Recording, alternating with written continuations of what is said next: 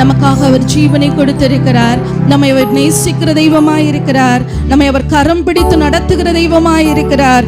ஒவ்வொரு நாளும் நம்மை கண்ணின் மணியை போல பாதுகாத்து கொண்டு வருகிறாரே, அவரை நம்ம துதிப்போமா? சிறிது நேரம் நம்ம அவருடைய நாமத்தை மகிமைப்படுத்துவோம்.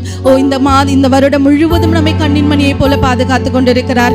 எத்தனையோ கூட பிறந்தவங்க, எத்தனையோ பேர், நபர்கள், நண்பர்கள், உற்றார் உறவினர்கள் அநேகர் இந்த நாளிலே இருக்கிறார்கள். சிலர் இல்லாமல் போயிருக்கிறார்கள். ஆனால் நம்மையோ நம் தேவனாகிய கர்த்தர் நம்மை பாதுகாத்து கொண்டு வந்திருக்கிறாரே.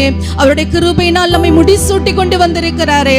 ஒவ்வொரு நாளும் அவருடைய கிருபையை கொண்டு நம்மை வழி நடத்தி இருக்கிற தேவன் அவர். நமக்கு வியாதிகள் வந்தது உண்மைதான், பலவீனங்கள் வந்தது உண்மைதான், போராட்டங்கள் வந்தது உண்மைதான், கண்ணீரால் நிறைந்திருந்த வாழ்க்கை இருந்தது உண்மைதான். ஆனாலும் அவருடைய கிருபை நம்மை தாங்கினதல்லவா? அந்த பலவீனத்தில் நம்முடைய பலன், அவருடைய பலன் நமக்கு பூரணமாய் விளங்கினதல்லவா? அந்த கிருபையை நினைத்து இந்த நாள் முழுவதும் ஏசப்பா, நீங்க எங்களுக்கு எவ்வளவு கிருபை பாராட்டி இருக்கிறீங்க ஐயா. நாங்க எத்தனையோ வாகனத்துல விபத்துகளை நாங்கள் பார்த்து கொண்டிருக்கிறோம் ஐயா. எத்தனையோ வாகன விபத்துகள், எத்தனையோ மரணங்கள், எத்தனையோ துர்ச்செய்திகள். ஆனாலும் நாங்கள் வாகனத்தில் சென்று வரும் பொழுது உம்முடைய கிருபை எங்களை தாங்கினது. இந்த வருடம் முழுவதும் உம்முடைய கிருபை எங்களை தாங்கினதல்லவா? அந்த கிருபைக்காக உம்மை நாங்கள் ஸ்தோத்திரிக்கிறோம் இயேசப்பா.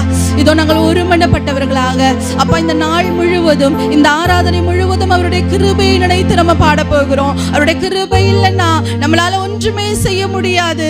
நோவாவுக்கோ கர்த்தருடைய கண்களில் கிருபை கிடைத்தது என்று நாங்கள் வேதத்தில் வாசிக்கிறோம். முதலாவதாக அந்த நோவாவுக்கு தான் அந்த கிருபை கிடைச்சது. அதனாலதான் அந்த பூமியில் இருக்கிற எல்லாரை விட அந்த நோவாவை மாத்திரம் அவர் பேழைக்குள்ள அழகாக வைத்துக் கொண்டார். நோவாவையும் நோவாவின் குடும்பத்தையும் காப்பாற்றின தேவன். அந்த கிருபையை நினைத்து நம்ம பாடுவோமா? ஹல்லேலூயா, ஹல்லேலூயா.